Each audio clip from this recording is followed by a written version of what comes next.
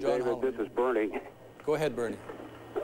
I'm just crouching down here on the floor to get a better point of observation. The sky over Baghdad is black. You can hear an occasional truck or car go by, but you wouldn't know that there's life outside these windows. We no longer see tracer bullets. We can tell that there are fires off in the distance. It is eerily quiet right now. There's a very cool breeze blowing through the window here, and we are sweating in more ways than one. Peter Arnett is here. John Holliman is here. You know, it occurs to me I didn't get dinner tonight. We have tuna fish, Bernie, lots of tuna fish. We have put in stores of supplies here. We've got tuna fish and crackers and lots of water. Now, if this is going to be a short war, as experts in the United States suggest, maybe we won't need to eat too much of that. John, here we are to you. I just would tell you, Peter, that I hope we do, because I had a very difficult time at Iraqi customs at the airport bringing in a huge case with 100 pounds of canned tuna fish in it. I hope we get to use it. At any rate, let me stick my head up near the window again and look out and tell you, as my colleagues have reported to you in the past, it is extraordinarily quiet here now. There are no signs of anti-aircraft fire. One thing that seems singular to me is that, 4 weeks ago, there was a major drill in Baghdad for blackout procedures. And they were able to black out one side of the city one night and then the other side of the city the other night, and were able to do it very efficiently. The Iraqi government is so well organized. It's just singular to me that it took them nearly an hour to black out the city. Well, they are well organized, but Peter?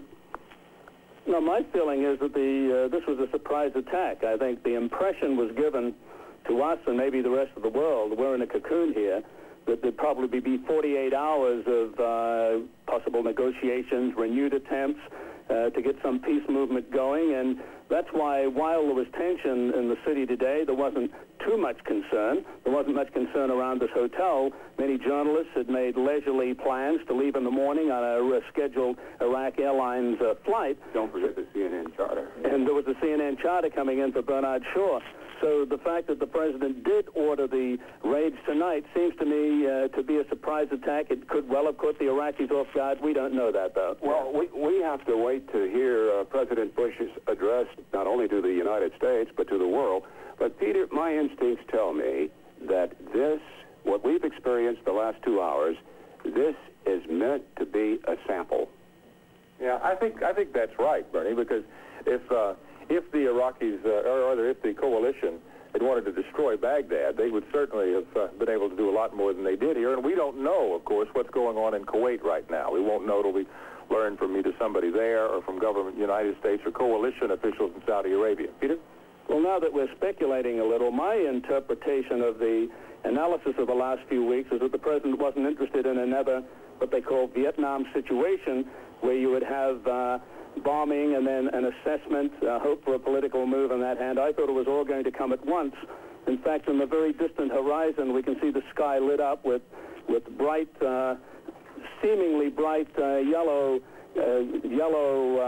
I hesitate to say explosions. It's light. It seems to me that planes are pounding targets possibly 15 to 20 miles south of here. Bernie?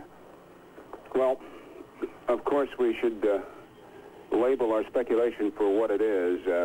It's going to be daylight here in about 3 hours, and we'll have a much better idea. And, of course, in less than 90 minutes, President Bush will be speaking from the White House, and we'll have a specific idea of United States intentions. Yeah. I think all of us, Peter, Bernie, and I all feel that because we are in Baghdad, we're the middle of the story. And I think probably from certainly the aspect of the red, yellow, and orange pictures that you're going to be seeing on television tomorrow, if we can get them out, most of them will come from here. But we should again check in with our colleagues around the network to see what else we can find out about this. Here we go. We'll go back to the rest of CNN. Go ahead, fellas.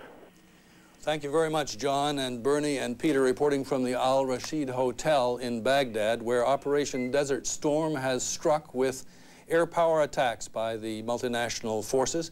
And for that update, we'll go now to the Pentagon and Wolf Blitzer. David, Pentagon officials say it should have come as no surprise that this attack started tonight. They say that the United States wanted to start the attack at night.